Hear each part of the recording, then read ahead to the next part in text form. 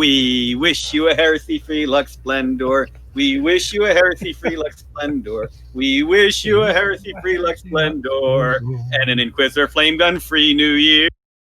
Yay, Something the princess is here with visions wants. of a score by plums dancing in her head. And who do we have with us? Why? It is Bill Bridges.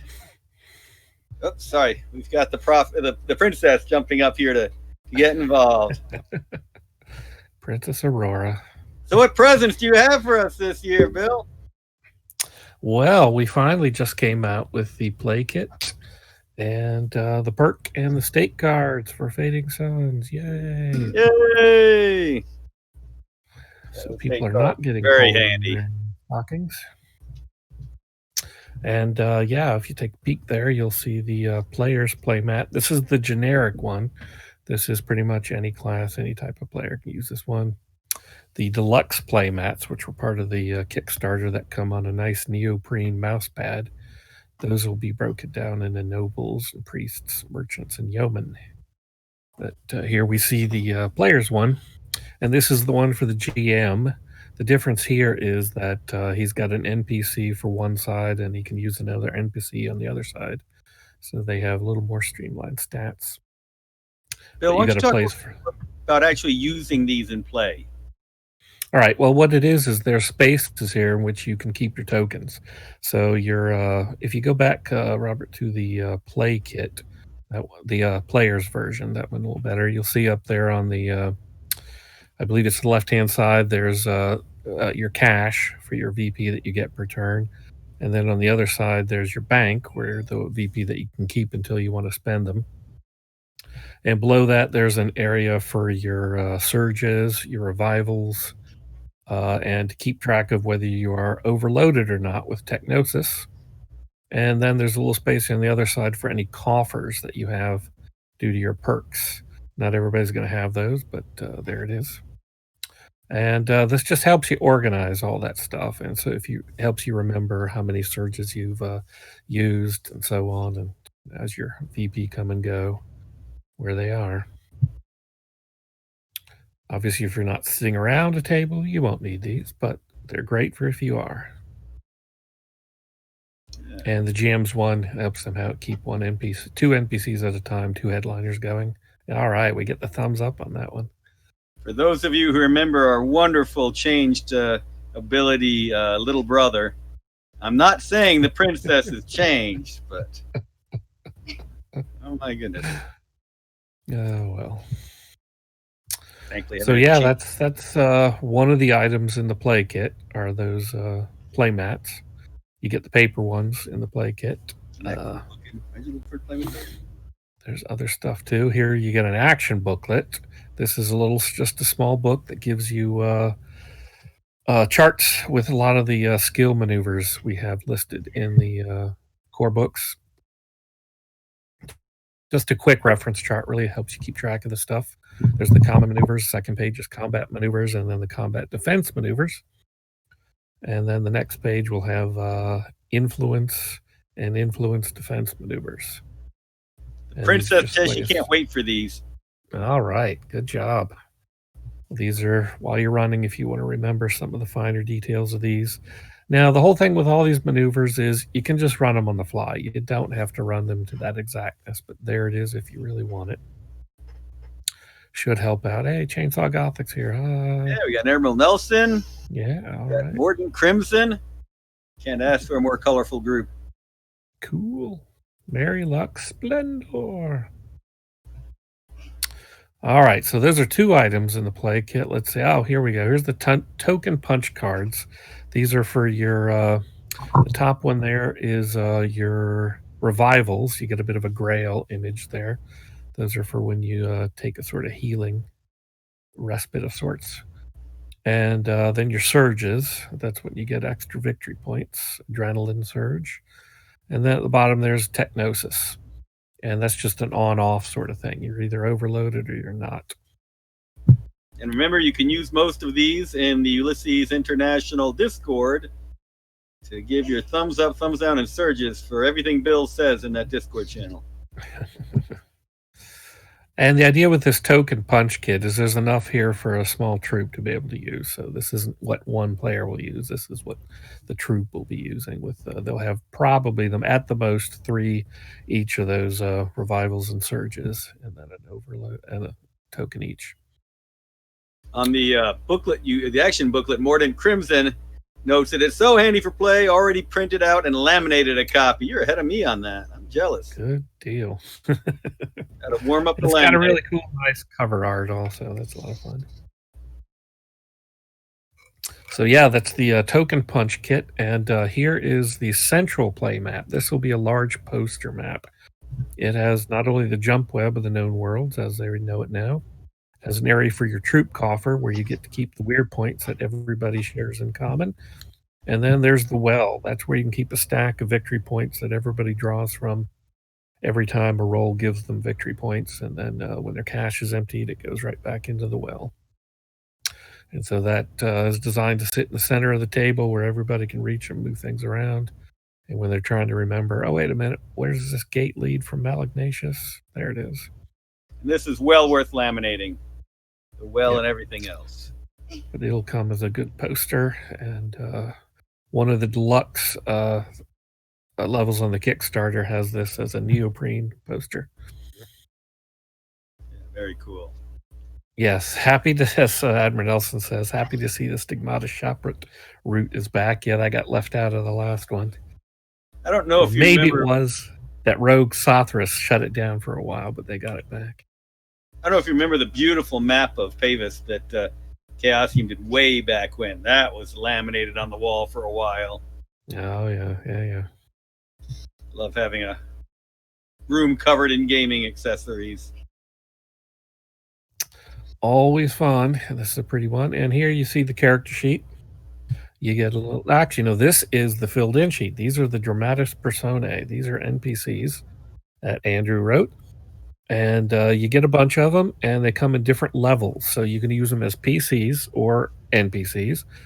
And there's a bunch of ones that are first level, some that are 5th level, and then some that are all the way up to 9th level. And what we've got is they're two-sided. On one side, you've got kind of their archetype of sorts, such as we're looking at the brain right now. And on the other side, you get their actual character sheet stats. And so you could run these in different ways, taking the archetype. And we give you some suggested names, so you don't have to run them in that specific way. But so they're pretty open, but they point out all sorts of different ways you can approach the game. And the first one of you who inflicts one of the 9th level versions of these on your troop, post it in either Facebook or in the Discord so I can know, and I'll figure some appropriate reward for that. First one to actually use it in play, and to figure out something to give them. I mean, not inflict, to reward your players with an encounter with one of these lovely 9th level NPC who only has their best results in mind. Yes, exactly. But yeah, like, here's the eccentric. Nothing eccentric about the eccentric. Yeah. So yeah, you get some nice little background details on who these types can be, some good illustrations, and all the stats.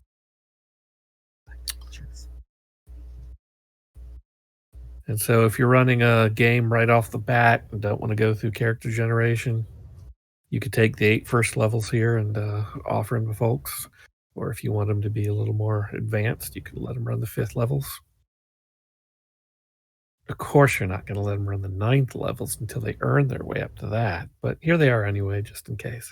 If you're letting them run the 9th levelers, they better be up against some Empyrean presences. Yeah. I don't mean Lux Splendor presences either. Yeah, and there's 16 of these guys in all.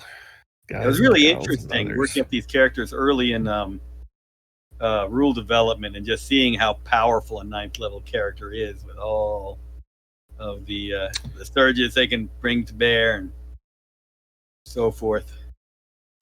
Chainsaw Gothic asks, are these all Kickstarter rewards? Actually, these are all part of the play kit, which was one of the levels of the Kickstarter.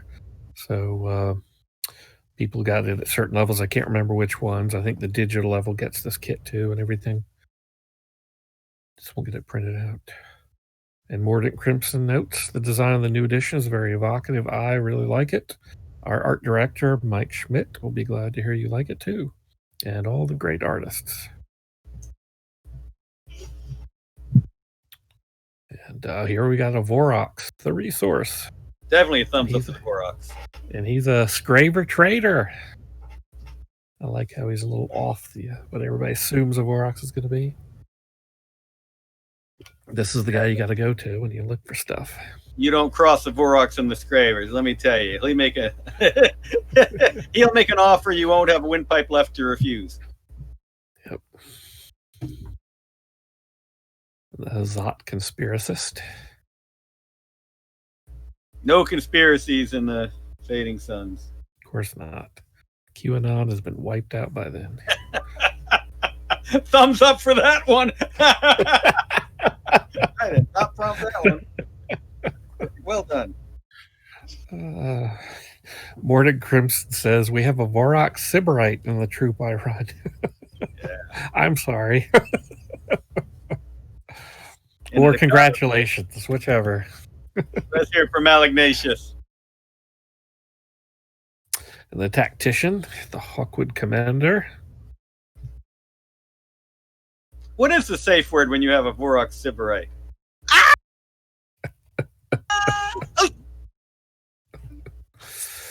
Oh, there is no safe word.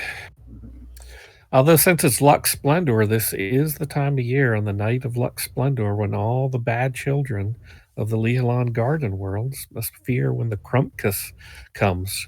It's a feral Vorox coming from Ungavorox through his ghost ship to come take all the bad children away. Was that a Krumpkus or a Trumpkus? Excellent. We all know which world you're at, how it's pronounced. Ducado's Ronin. That was the witch. Yes. Man, there's some fun things can be used with a lot of the abilities now. Yay, witches! You like a good witch, don't you? Yes, my Aunt Rachel is a witch, and she's very nice. There we go. You heard it here first.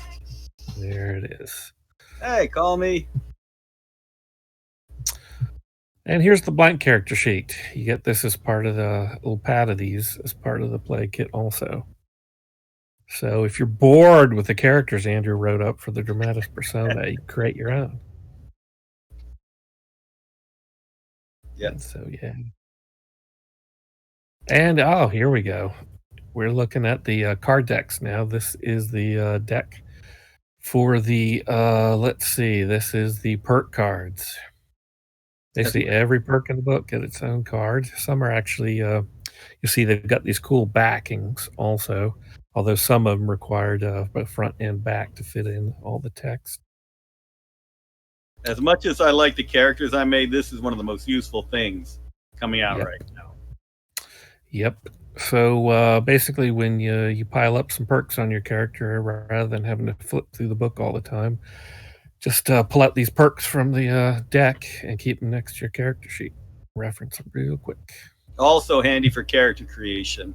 I did something similar while I was making these up before we had the books. But yeah, there's an awful lot of them here to go through.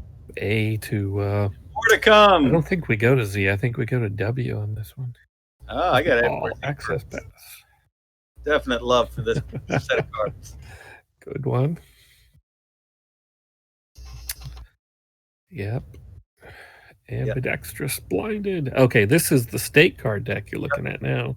So basically, when your character's put into a state, such as Blinded, you can take this card, put it on the character sheet so you don't forget you're having to deal with that state. And this is one of those things you might want to make copies of them and slap multiples out. That's why I like the fact that the PDF of them have a handful of these. Whole party's blinded. Several of them are blinded, however you set it. Whatever fun things you do to the PCs. Dazed and confused. Yep. Deafened and all sorts of other ones. And then at the very bottom, you even of the perk ones, you'll even get the afflictions. So if you chose some of those for your character, you can keep those out there too. Or the game master can keep them to remind himself that His players have these things. Like I said, print off a few of these. Keep them handy. Yep. And Reckless. use that Sell Chaka card repeatedly. Oh yeah, now these are protective and reckless, pretentious. Those are the tech compulsions. So when you've been overloaded with technosis and you're using tech and you get a critical hit, well, you'll get one of these depending on what type of equipment you're using.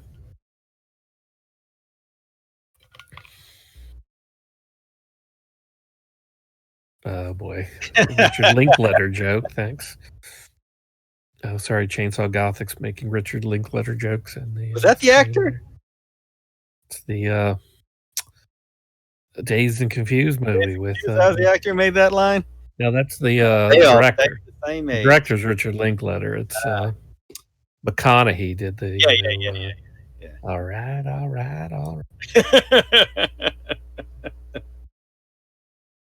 Yeah, there's a good. All right. Well, that's the play kit. See. Yeah, that's some And the great perk. stuff. Handy, So, handy. yeah. That's your Lux Splendor Christmas present. Hope everyone got it. Bye-bye, princess. Go off with the queen. Empress. Yeah, McConaughey, the same guy who said time was a flat circle. He knows something. No, actually, the jump web map is a flat surface. Art Linkletter's twin brother. Morning Crimson printed the PDF to PDF the applicable perk cards for each player in their own file. Excellent. Yep. Digitally. That's the aim. The thing is, when you look at the perks as a whole, it can be pretty daunting, but really it comes down to each player only has to deal with the ones they've chosen. And as they're starting out, they've only got a certain number of them, so you get to know them as you go along. So it's really not that bad. And if you've got these cards, it makes it even easier. So it's no different really than juggling spells in D&D and places like that. And while we'd love for every player to have their own set of all of these, really the idea is that one set should handle an entire troop. Unless they want the cool color ones and they don't have a color printer, then they'll want to buy extras. Sell. It's Lux Splendor. It's sell time. Patriarch, why didn't you make them collectible? Oh, I got to put a collectible perk in here. Oh, no. Only one perk. You only get it if you buy the cards and get the gold You foil buy all laminated. the blister packs so you can get multiples of the same card. When will you rage? Next time I have to buy a CCG. I was expecting to see Chainsaw Gothic jump at that one. Only Hawkwoods get the silver foil chase cards. So in case anybody who's tuned in doesn't know or who watches this later, when we refer to Lux Splendor, oh, there we go. Ulysses just asked me, tell us about Lux Splendor, and I will. Lux Splendor is the holiest holiday in the known worlds. It is the celebration of the time when the prophet sacrificed himself for us all to sanctify the jump web for all sentience by dying in the jump web acts. And so, yeah, he went poof, but all the jump gates after that are considered to be sanctified and safe to pass through for souls and spiritual pilgrims. Before then, they always had a little risk of the dark to them. And it is definitely accepted, and even during higher technology times, Second Republic and so forth, that there were greater risks with jumping pre his death. Now, call it a cause and effect or correlation and what have you. There was a definite agreement, even among the most technologically elite, even among the least pancreator fearing, that there was a distinct change in that time period. Now, of course, there are a lot of other efforts going on, advances by humanity, growing interactions with the unknown, but yeah, it is something that can be pointed to with some real certainty that there is a change during this period, this age of miracles. what's going on this And age. at the point with Lux Splendor too is it's an outpouring of light. It's just as the jump web meets and stretches out as a network, so does everyone's soul mirror reflect the light of the Empyrean heavens back and forth. And so, as a concrete symbol of this in Lux Splendor, you're expected to give gifts to other people that represent your soul mirror reflecting light towards them. Big, vast array throughout the galaxy. And it's very interesting because even at the time it was noted that this miracle corresponded time-wise with other religious practices that were then still in vogue, but certainly some distinct differences, especially in the fact that this is not a physical birth, an incarnation. In many ways, this is the opposite of an incarnation. There was certainly eschatonics talk about this being the true birth of the saved human. So. Well, the eschatonics talk about all the previous celebrations of this time just being intimations of that important moment in time that we're reflecting backwards in time. And of course, cynics will say it was just the church trying to co-opt existing holidays that were already known in the culture. But the church also believes partly that the prophet chose the time of his own death so it would have the most impact on all sentient beings. And in many ways, it is a festival of lights. We can think about such ancient practices, not practiced really in the known worlds of Alexius, of the Pax Alexius, but Diwali, Hanukkah, and others that are festivals of light. There's some strong similarities to the idea of the light coming forth from the darkness. With Hanukkah, you have the idea that they're unable to create the holy light, but there's a miracle in that the sanctified oil creates a flame that lasts far longer than it otherwise should have while they sanctify new oil. The idea of a star in the heavens for the classic Christmas. And of course, the idea that a star brightens with the reign of Alexius. So, of course, we all know that the Star of Bethlehem was really just the jump gate getting lit up, and they finally saw it for the first time. But this year on Holy Terra of 5020, there is a miraculous conjunction of Jupiter and Saturn in the sky from Holy Terra. And if people on Holy Terra go out after sunset and look to the southwest tonight, and especially through December 21st, there is a remarkable pairing of those two planets in the night sky. So, yep. Look to the foretells all sorts of doom, I'm sure, but I'm not. Although, since it is the two largest planets, one is the beneficent and the other is the maleficent in astrology. So I don't know what that means when they both meet. I guess it's a meaning of light and dark into a nice blend. I don't know.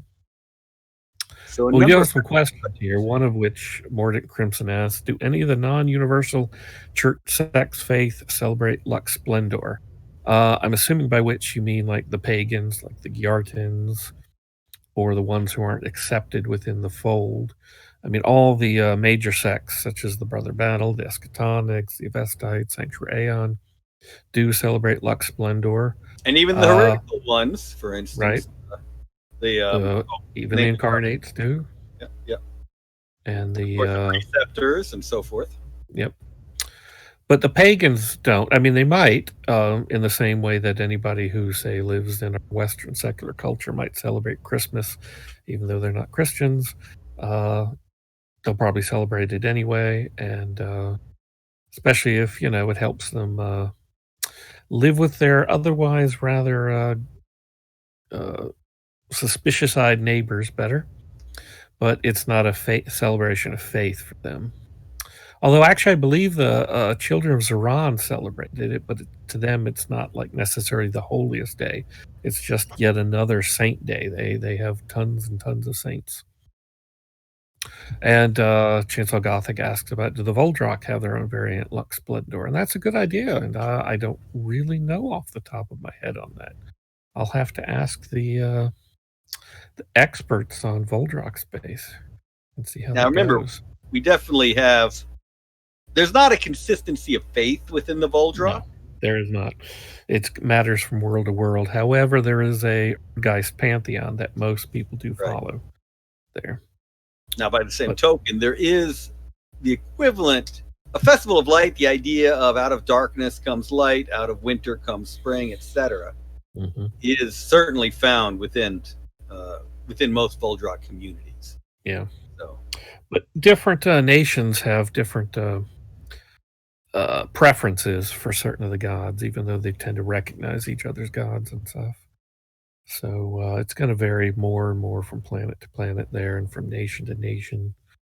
You know, the Zetol are different than the Drenjar, and they're going to have different religious rites for this sort of thing. One of the interesting things we see as well is that in cultures on planets where civilization exists, where there is a strong winter, and there's still that desire to get back to the spring, to the light, where there can be seasonal depressions and such from the lack of sunlight, there is often a greater emphasis on this sort of festivity.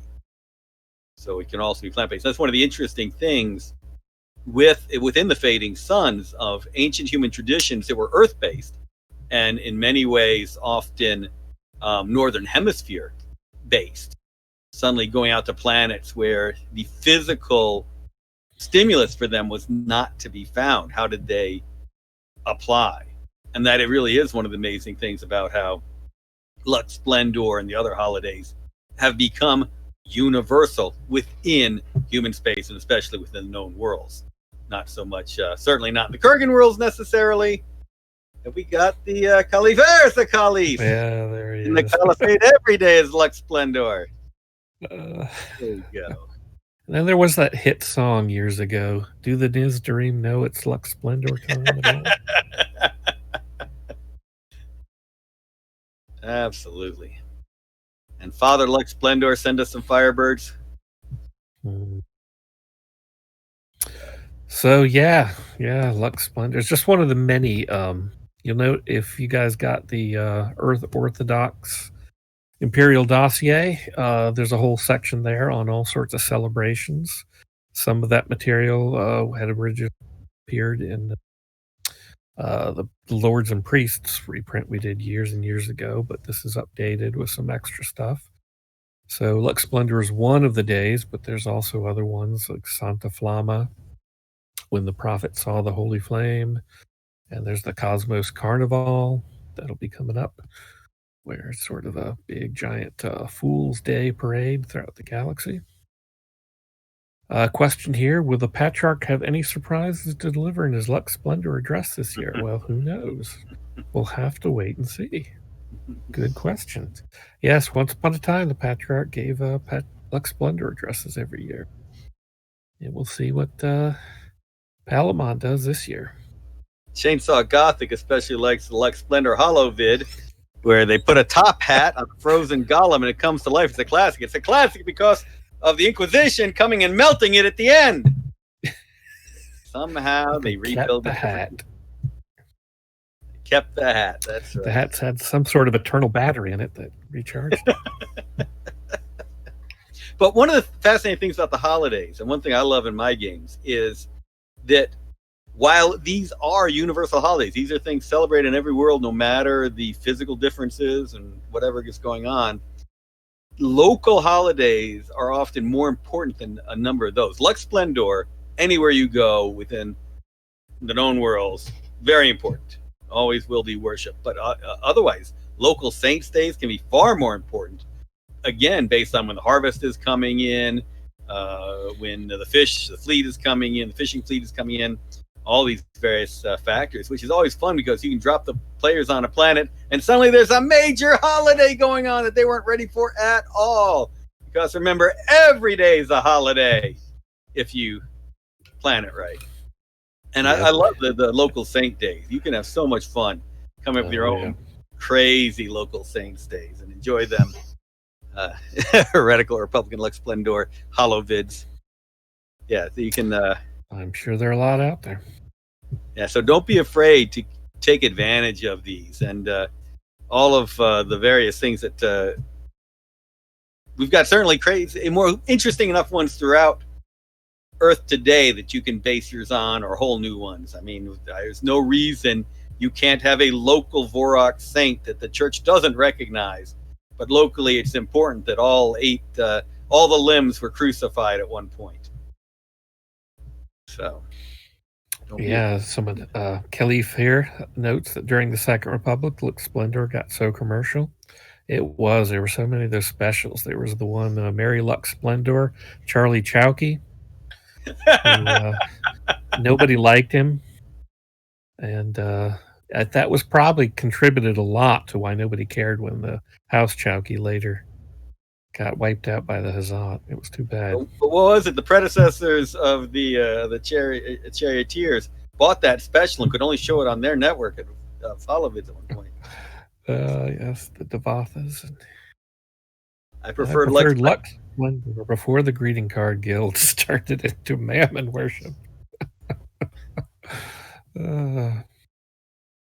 Chainsaw Gothic remembers the Hazat version of Charlie Chowkey. I remember that scene where they kicked Charlie Chowkey out of the airlock. So sad. He just wanted to play football. Football in the airlock routine that Lucy von Gelder always pulled on him. So sad. But, there was that nice scene in there when Linnea stood up and gave an eschatonic parable. But Sloopy the Vorox was off flying his fighter in space and shooting down the Red Ducados. The Red Ducados. Damn you, Red Ducados. Actually, that should have probably been a Lee Halan joke now I'm thinking about it.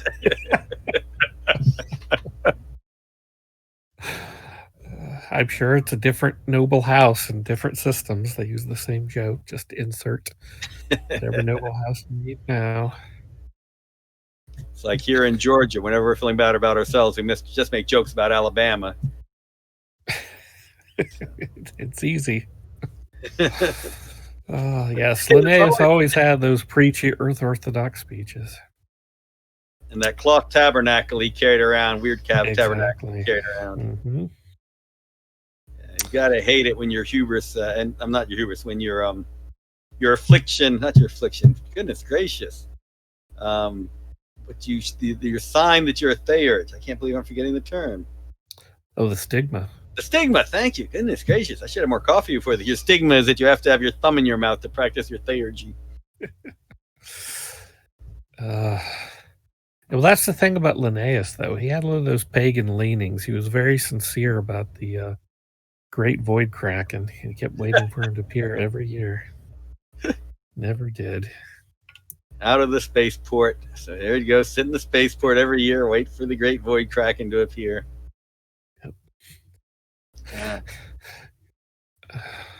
So what about Randolph, the red-nosed Atiri? The red-beaked Atiri. Red-beaked Atiri. There we go. Yep. He was fast. So what do you think? Do most planets have their own version of a St. Nicholas? I'm sure they have many versions. That's a place for them. They probably have many, many versions of peanuts. And as we said earlier, the many Krampus types too, and the bad ones. I would see that being almost more common now. Right. There's probably some planets where the bad figure is a muster chainer who can take you away and sell you into slavery if you're not good all year round. Mordant Crimson wants to run the Peanuts themed troop with Lucy Van Gelder, Linnaeus the Theurge, Charlie Chalky. You're a good heretic, Charlie Chalky. Good old Charlie Chalky. Oh, I can't stand him. Do any psychic covens secretly hold rituals to Krampus? That's what the church told me. Probably true. I don't know if they don't have to be psychic. All they have to do is be heretic. Yep. You see some Antimonus enjoying it as well. Yep. It's always a fun adventure. I need to run that someday as a Christmas surprise for folks where they battle the summoned Krampus. The Krampus. The Feral Vorox. The Trumpkus. Sorry, the Trumpkus. You just won't go away. Oh, as Khalif points out, he knows when you've been like Constantius and he knows when you've been like Constultius. From anybody who doesn't know from way back, the nice little teaching books from Temple of Esti about Constantius and Constultius, telling kids how to behave or not. Those were classics. Well, the pre-reflective versions were called Goofus and Galen. Proper ones was Constantius and Constultius. Should still be the only required reading aside from the Omega Gospels. Yes, I mean, Constantius is proper all year. He hangs up his Lux Splendor stockings properly, whereas Constultius, he just waits for someone else to do it. And then the Krampus comes for him and takes him away to Ungavorock's darkest jungles. And yes, the Ducados put up fishnet stockings for Lux Splendor. Ancient tradition having to do with the score bite somehow. Call me asked, does each planet have its own version of Krampus between the stars? Surely they do. Stop calling me Shirley. Chainsaw Gothic talks about all the extra stockings the Vorox get to put up. But if you catch a Vorox in stockings... Wait, we got a Vorox Sybarite already mentioned in this adventure. Man, what pranks do Ganox get up to during Lux Splendor? Oh boy, that's for you guys to decide. There's whole games on those. Yeah, I'm just thinking if a Vorox puts up a stocking for Lux Splendor, they can get a PS5, the new Xbox, a Switch. You put all sorts of stuff in this. That's a big stocking. Yep. Ganox pulling the crackers. Absolutely. Absolutely. Yeah. So we need more... Ganok are too busy up in Santa's workshop making all sorts of stuff for everybody on Lux Splendor. Man, that would be one stinky workshop. Santa's stinky workshop. Yeah. Well, before I get too far off topic on actual stuff, does anybody have any questions about any of the books that were part of the fulfillment? Because they're all out now for being proofed by everybody. And so you all can look at them. The Kurgan Krampus would be Erlich Khan, the great serpent coiled through the void. That is true. Excellent. Mom, my toys smell funny. That's the Ganok. Ganok workshop. Yep. Oh, okay. Ulysses International asks us, what are your Fading Suns resolutions for the year? Well, you guys should put up yours too. Everybody in the chat. My Fading Suns resolutions is to do more books. Here. And Bill's resolution is also for Andrew to do more of his books. Yeah, indeed. You know what Krampus does to those who miss their deadlines many times. That's why there are no books in the Fading Suns universe. All the writers have missed deadlines and take away my Krampus. The ones who haven't are the ones throwing out the schlock stuff that nobody reads. Excellent. I like that. I like that a lot. Mm-hmm. Well, don't be a Constultius. Be a Constantius with your deadlines. I'll make a resolution which will probably completely jinx it. That we'll see some new movement on the Noble Armada computer game for 2021. Feeling much happier about that now. Oh, that's right. That we'll be moving more on the Emperor of the Fading Suns mods that people have been putting together. Those are looking pretty cool. A lot of good effort on those mods. And glad to...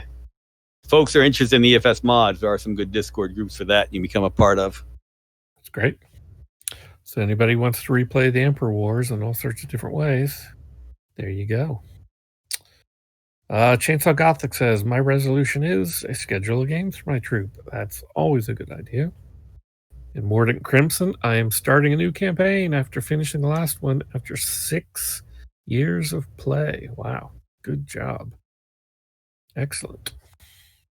So one of the fun things back with Fading Suns was always to have troops where everyone was of a type but very different. For instance, all nobles or all priests or all merchants, but everyone obviously still had their own specialties. Now that we've got Sybarite and things like that for you to follow, having a whole troop from one of those can be a lot of fun. So, oh, good Lord.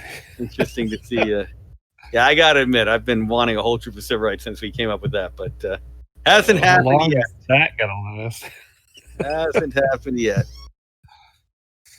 At least a few people in the troop need to be the Sybarites, confessors, and that doesn't mean they can't be a Sybarite. Well, they just don't bear the official calling. That's true. The Rocky Horror Passion Play. There you go. Good one, Chainsaw Gothic.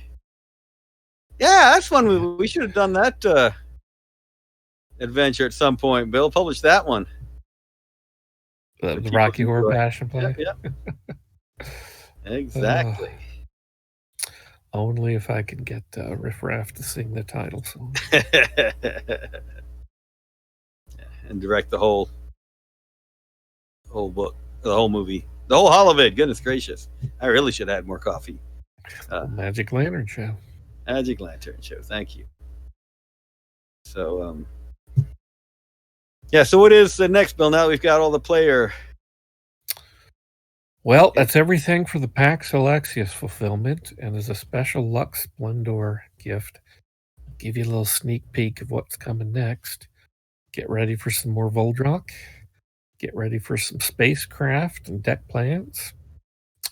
And, gosh, what else do I want to spoil?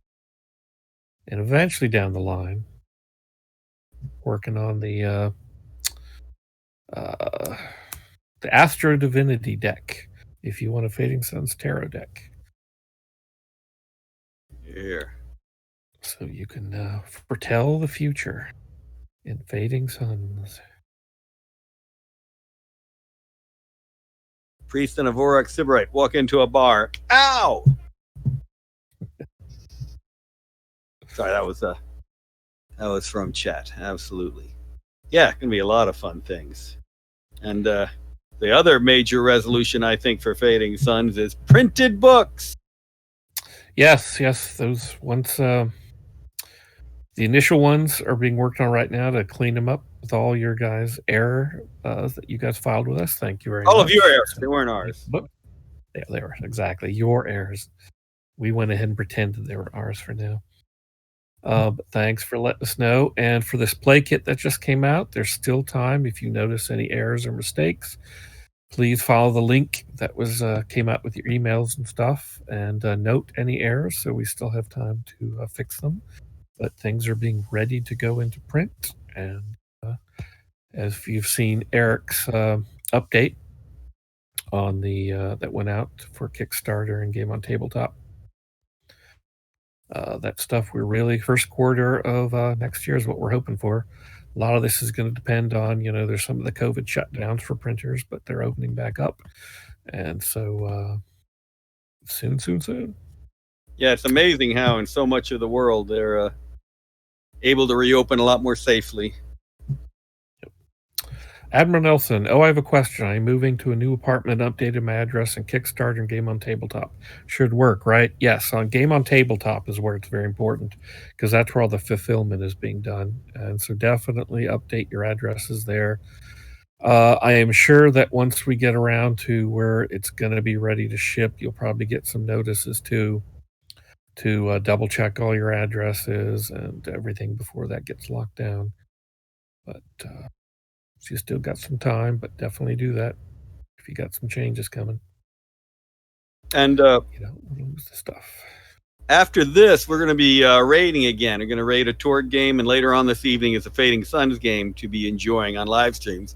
If any of you are going to start live streaming games, please let us know so we can promote them. Obviously, we're looking forward to the physical books being in people's hands for reviews. But if you start doing video reviews, you putting up on YouTube or elsewhere your own reviews, please let us know. Obviously, we And expect. we've got a online con too going on this weekend.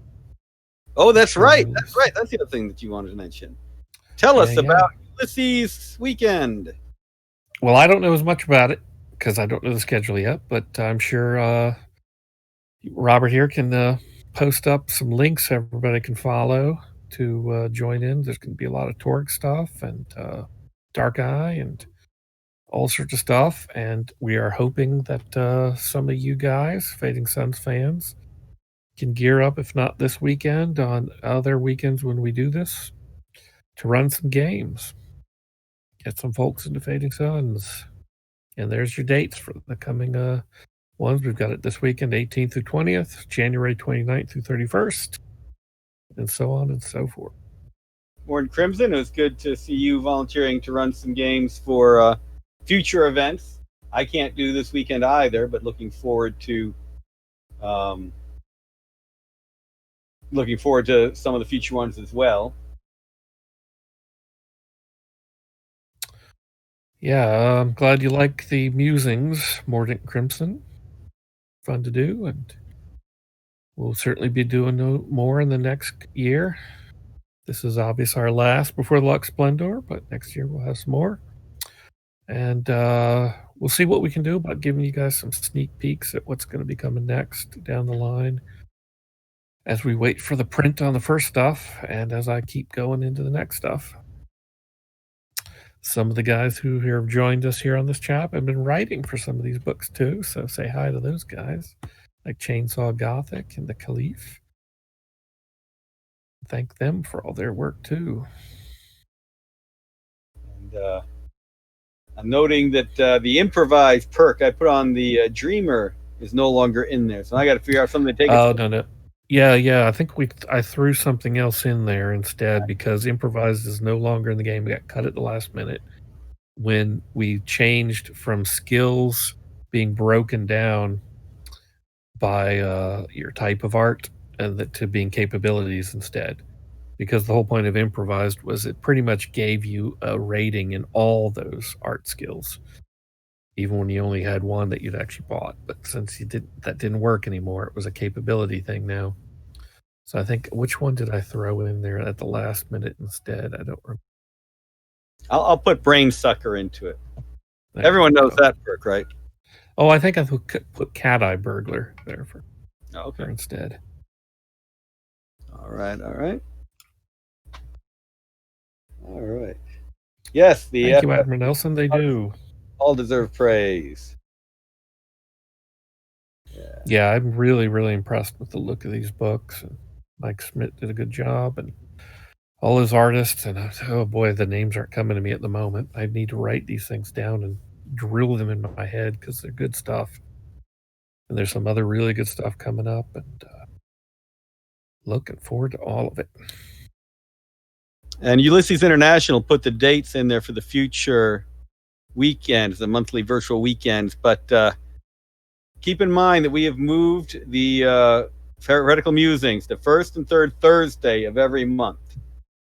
So won't be another one this month, but we will be back in January, on the 7th of January, to muse heretically once more. Indeed.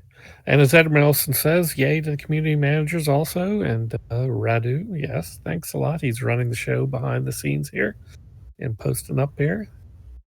Thank you very much. And Morning Crimson, capabilities went down well with my players. They've been really positive about the boot.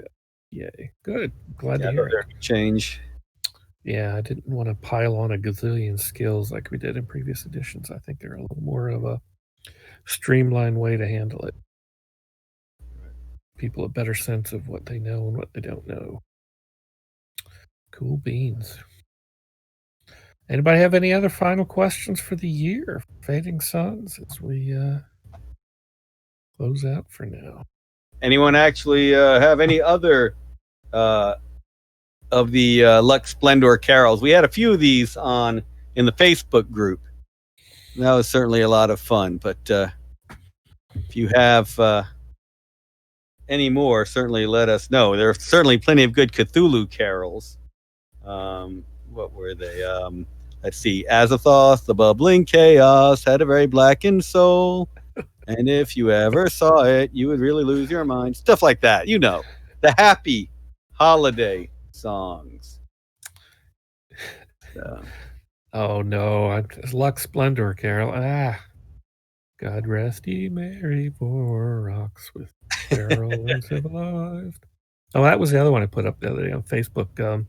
Oh, symbiote tree, how beautiful are your tentacles. Oh, yeah, wait till we come up with the book of symbiote holidays. Every internal organ has a holiday. Yes, there will be a new Kickstarter, at least one. I'm hoping for more in the coming year with some of those things I talked about. Now, there are certain topics we have to get down to fill out the Fading Suns universe. And but those are in the works, mostly done. Some are still being worked on.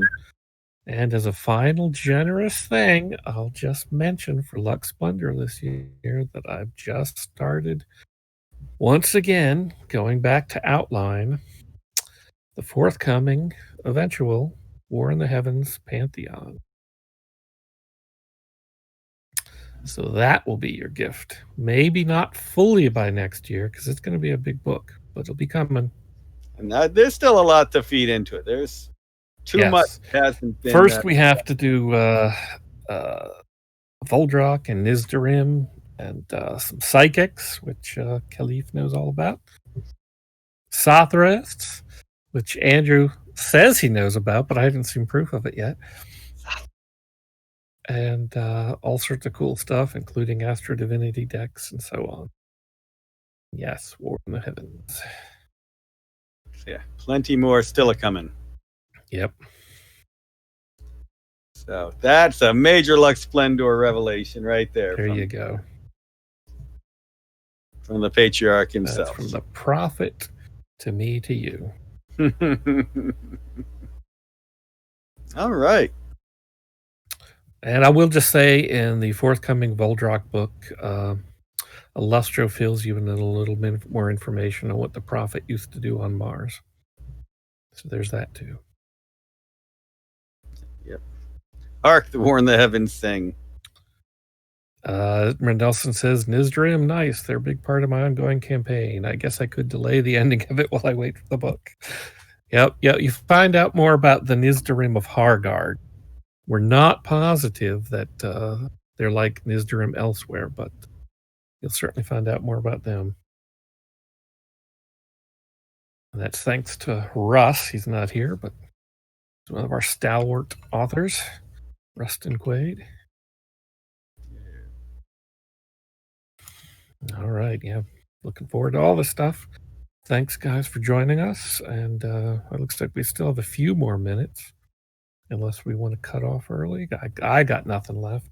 Well, enjoy your play through the holiday season. I hope you all get some good gaming in while you have some downtime. Not that people have had downtime a lot this year, but certainly more gaming. Always good to have more gaming going on, and always the best time of the season to play games when it's good and dark outside and everything feels extra creepy. Makes you feel glad to have your flamer, your Inquisitor with the flame gun by your side. So. Thanks, everybody. Thanks for being here. Good stuff. Get ready to raid.